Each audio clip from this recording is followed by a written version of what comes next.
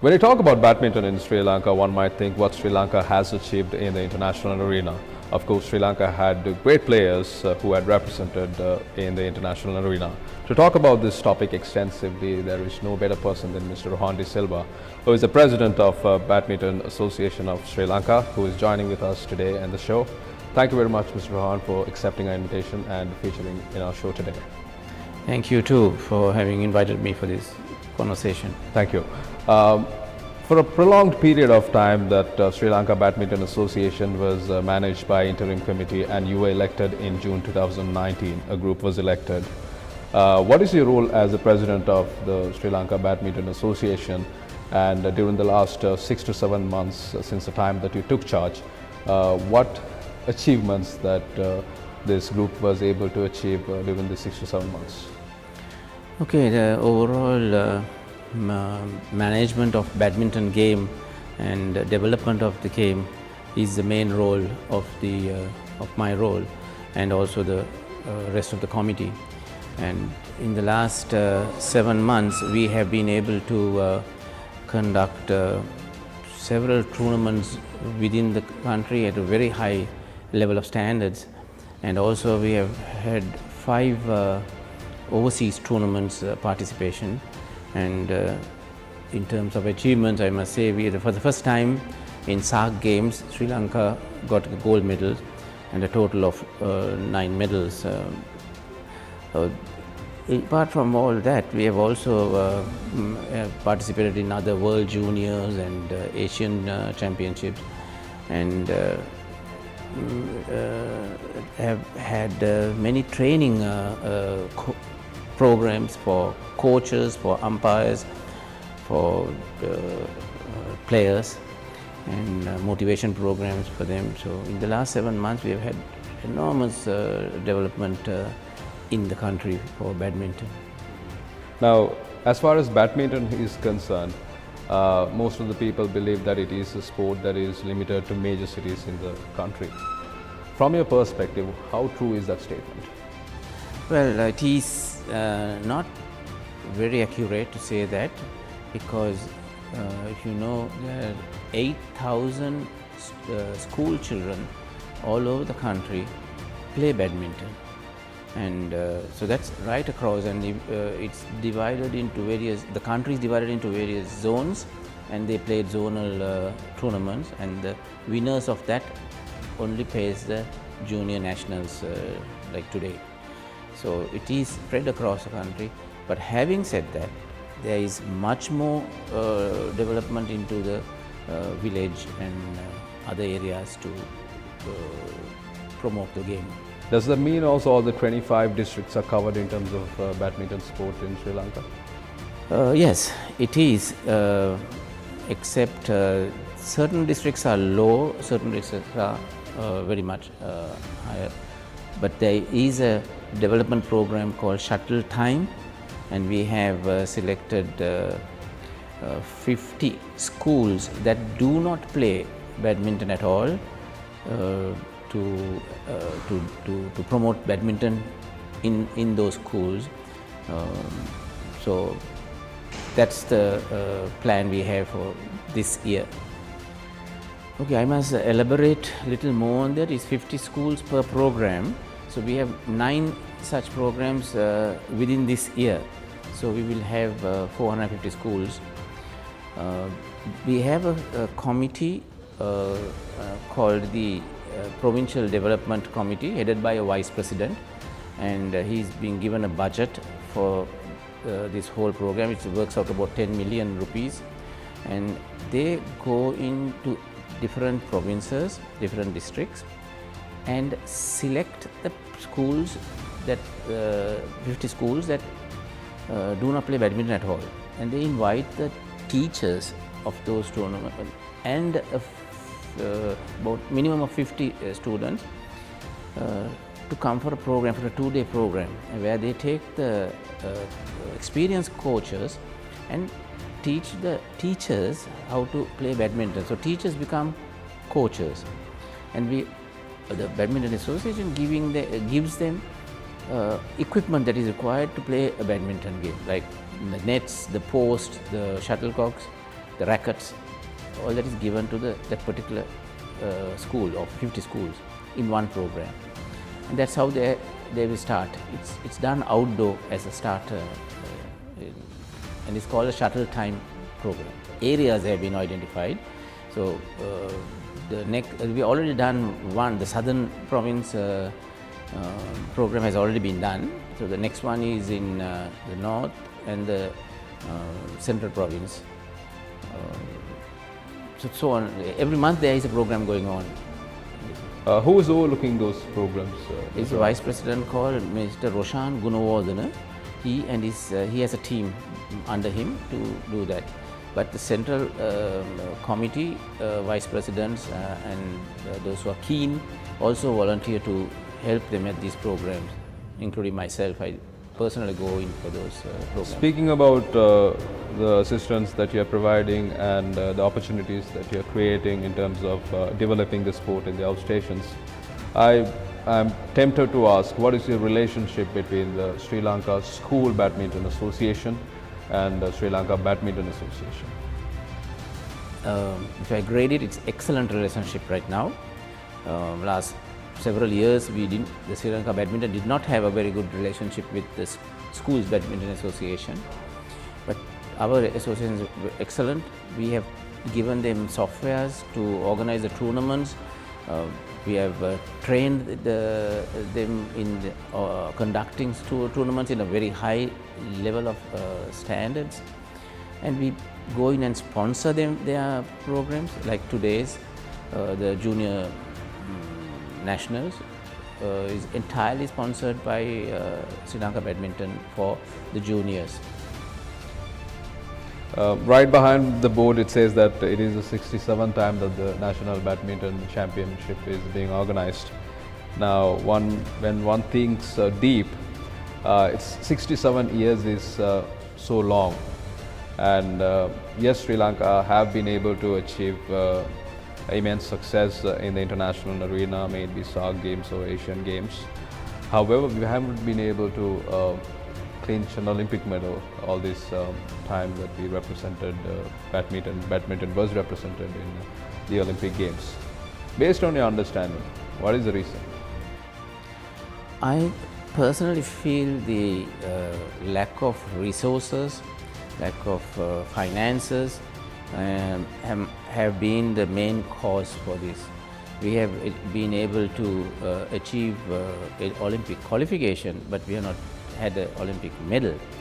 And I was saying earlier that we did achieve a gold medal in SAARC Games, South Asian Games. So it is in 7 months we have achieved that, and after a tremendous amount of training to the players and the coaches, providing them resources, and we achieved that. So next Olympics, not the 2020 but the 2024 is our target to get a medal or more in the Olympic Games, because it needs that long-term training, for very hard training is needed.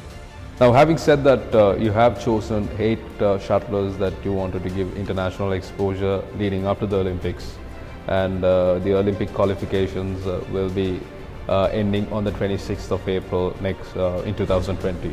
That's about another 3 more months to go. And in terms of qualification to the Olympics, I believe that 34 players will be selected for the qualification for the Olympics that will be held in Tokyo. Who do you think that will be qualified for the Tokyo Olympics from Australia? In July last year, we selected 8 possible players who may qualify, and we provided them with resources, with the ability to train themselves and travel overseas and play overseas tournaments, because only by playing overseas tournaments that they can gain points to qualify for Olympics.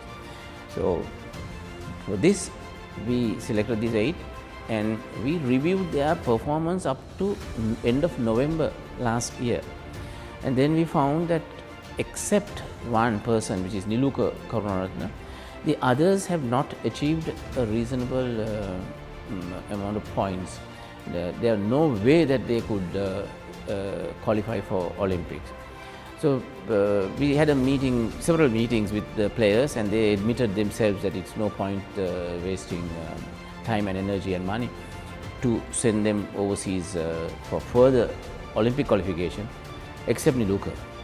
So we continue to do Niluka's overseas qualification, overseas tournament program in order to qualify for Olympics.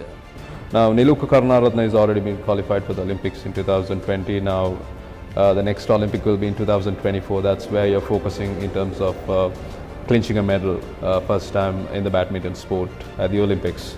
My question is now, have you already earmarked people or handpicked people? These are the people that we are going to focus during the next 4 years in order for us to have any hopes of clinching a medal. The talent and the potential players are being picked up from this tournament, and of course every month there is a tournament in Sri Lanka, which either level 1 or level 2 tournament. So we have selected people to spot this talent and select them. I remember a very famous quote that talent could take you to a certain level, but it's going to be the hard work and the commitment that will take you to a long way. Now, I'm a vivid fan of badminton, and I would love to have my country have an Olympic medal. Now, if we have the schools badminton federation, they have been conducting tournaments from underage 11, under 11 until under 19. If we have identified a player who is performing exceptionally well at the age of, or the age group of under 11, for instance, let's take that they are winning all the competitions that's been conducted. What will be the plan and the facilities that Sri Lanka Badminton Federation can provide these players in collaboration with the Sri Lankan School Badminton Federation in order for them to maintain that same standard of sports that they are displaying, and in order to enhance that ability of them playing the sport? Yes, the number one requirement is proper, good coaches and trainers, and training means even the gym facilities, the swimming facilities, the physio and athletic programs for them, in addition to actual playing. So our provincial level programs will cover that, the answer to your question. We are funding provincial level pools and continuing to develop the players at that level. And idea, of course, then finally they will be brought to Colombo for training with the overseas coach that we have here. But do you think that if someone who is displaying greater sportsmanship and greater skills in badminton, and if they're coming from a poor family, do you think that the Badminton Association will provide all the facilities that they require if they have to train in Colombo? Because let's assume if you are able to get trained and have personal coaches in terms of badminton, you should be able to get to a certain level. But the problem comes in when you have the talent but you do not have enough funds to basically move forward. What type of support that the Sri Lankan Badminton Association? Yes, Sri Lanka Badminton, through these development of the provincial pools, we are providing them with equipment such as rackets, shoes, socks, kits, whatever the vitamins, the nourishments, the medical, all that will be provided for these provincial pools. We do have a mammoth task of finding sponsors for these, but at the moment we are comfortable. We have found sponsors, so.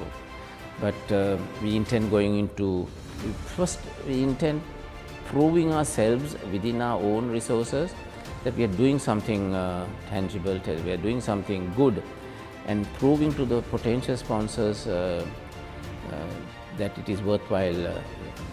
All right. What do you think is the gap between an international side, a country that is performing at an exceptional level, versus where Sri Lanka is right now? What is that gap? A very big gap international level. If you feel the region is China, India, Japan doing extremely well. We are way below that, I must admit that.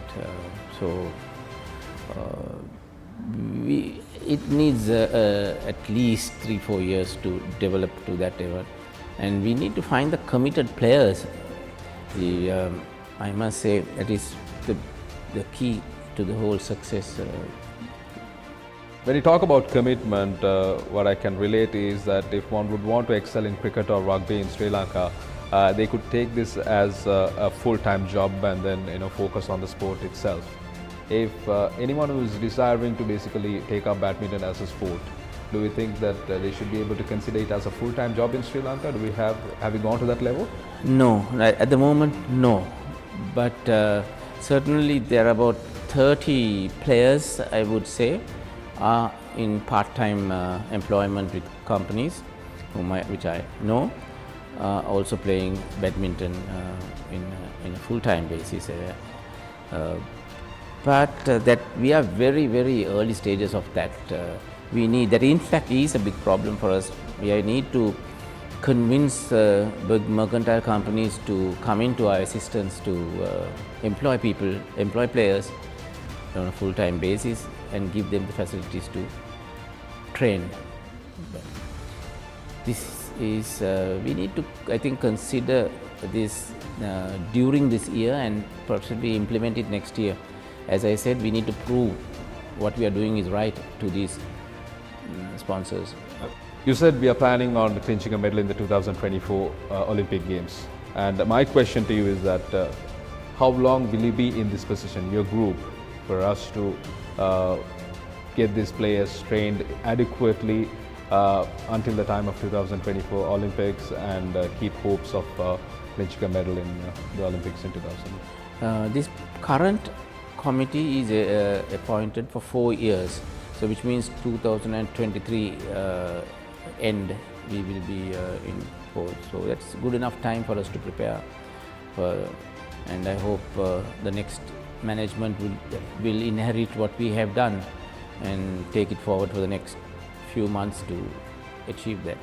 One last question, Mr. Rohan De Silva. What would you like to tell the people who are watching this interview, the players, the badminton players, may it be who are just 11 years of age, who have just got into the under-19 stage, and the people who would like to provide support to badminton, would like badminton to be one of the prominent sports in Sri Lanka? What message would you like to give them? My message to all of them is that badminton will be a great sport in Sri Lanka, a great sport for individuals, and believe in that, have faith in that, and continue to be trained and play the game, and be a part of this whole program. And at the moment, there are nearly 10,000 people play badminton in Sri Lanka.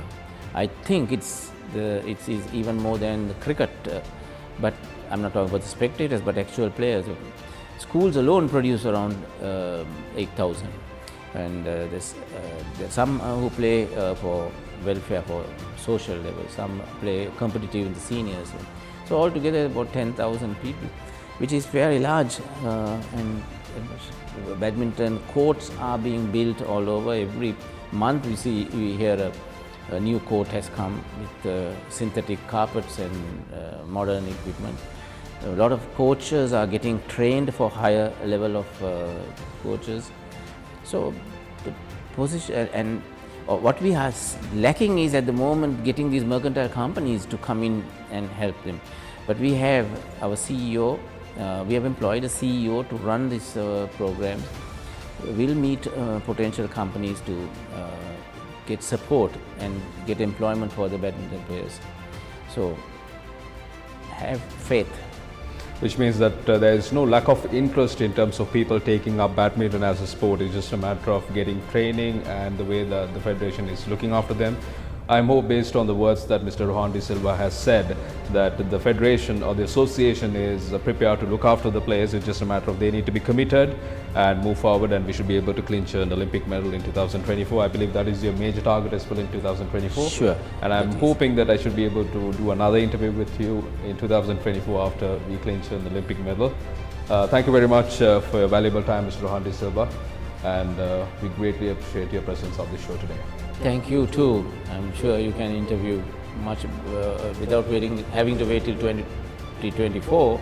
Maybe we do one every year to see the progress. Thank you very much, Mr. Rohan De Silva, for accepting our invitation and marking your presence on this show. Like you said, we should be able to do an interview every year and evaluate the progress of this administration, which I believe will be able to successfully bring back a medal to Sri Lanka in the Olympics in 2024. Thank you very much one more time for your presence. Appreciate it. Thank you too.